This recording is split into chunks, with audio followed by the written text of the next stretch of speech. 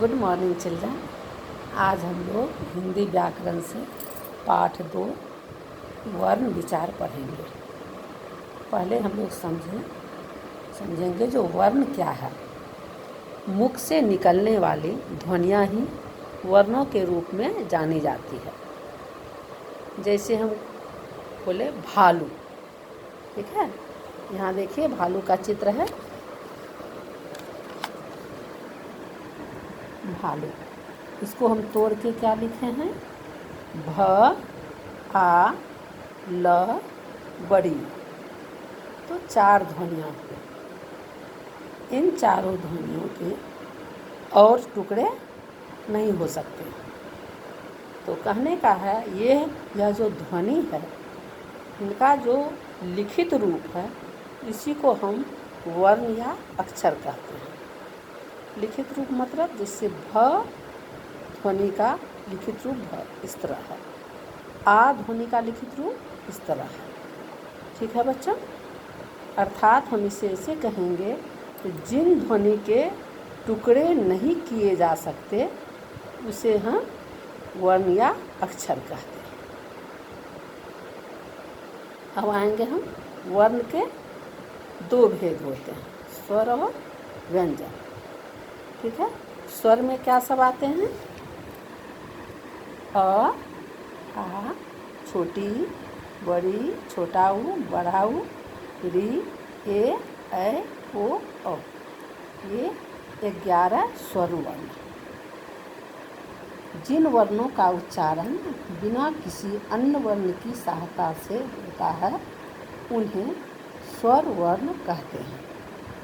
जैसे हम इसका उच्चारण करते हैं अ, जैसे अ का ही उच्चारण होता है, किसी दूसरे वर्ण का इसमें उच्चारण नहीं आता है। आ का ही सब उच्चारण आता है। स्वर्ण वर्ण 11 है। अब स्वर्ण वर्ण के 2 रूप से जाना जाता है। एक मूल रूप से, दूसरा मात्रा रूप से।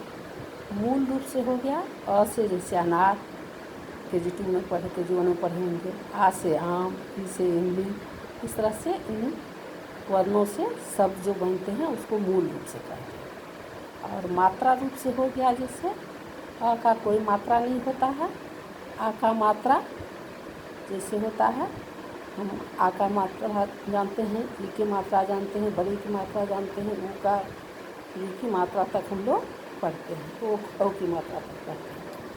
इसको हम लोग ऐसे देखेंगे। यहाँ किताब में देखिए मात्रा दिया हुआ है।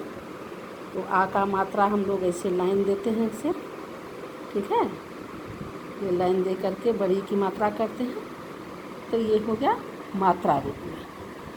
अब है दूसरा भेद व्यंजन वर्ण। व्यंजन वर्ण क ख ग घ च छ ज झ ट ठ द ध प फ व भ से लेकर के ह तक का जो है व्यंजन वर्ण, वो सारे जो हैं व्यंजन वर्ण कहलाते हैं।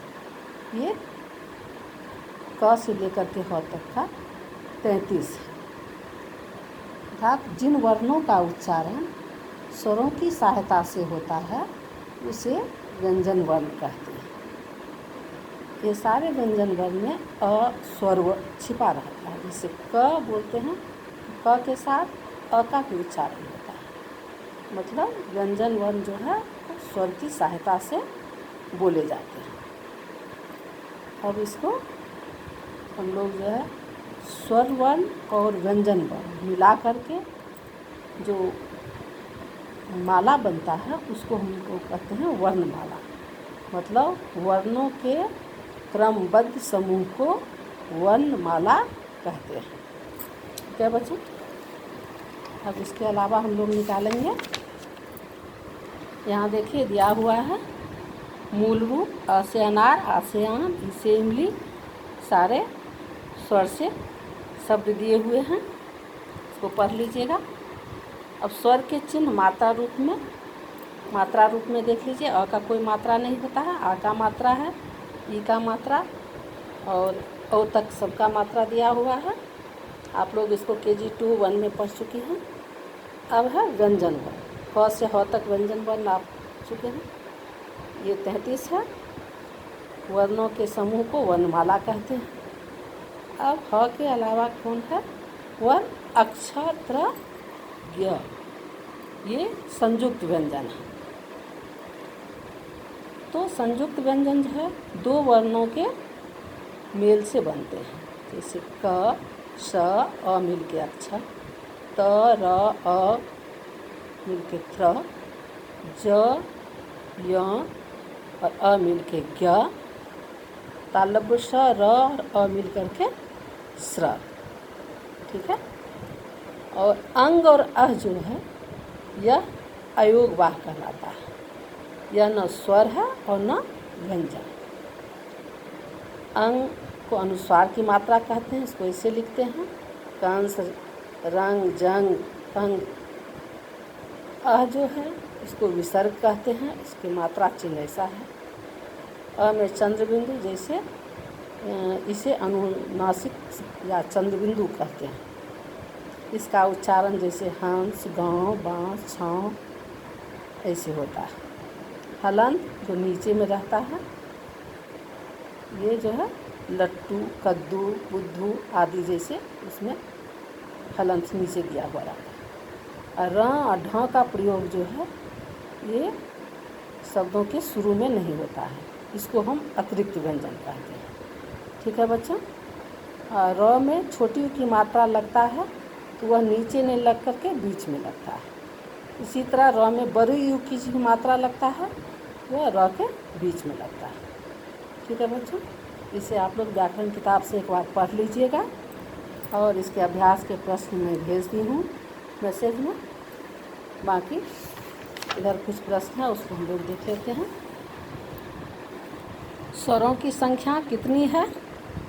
12, 13, 11। 11 में टिक करेंगे। निम्न में से किस वर्ण का प्रयोग शब्द के प्रारंभ में नहीं होता है? अभी मैं बतलाई हूँ र में। इसमें जो है इसका प्रयोग शब्द के शुरू में नहीं होता है। निम्न में से कौन सा संयुक्त व्यंजन नहीं है? यहाँ मूर्धन्य स, अक्ष और त्र। तो मूर्धन्य स जो है संयुक्त व्यंजन में नहीं है। नीचे कुछ शब्द दिए हुए हैं, इसमें अनुस्वार की मात्रा, अनुनासिक मात्रा जो है वो लगाना है, आप लोग लगा लीजिएगा। नीचे कुछ सब चित्र दिए हुए हैं और इनके नीचे जो अधूरे शब्द हैं इनको आप लोग पूरा कर लीजिएगा। धन्यवाद।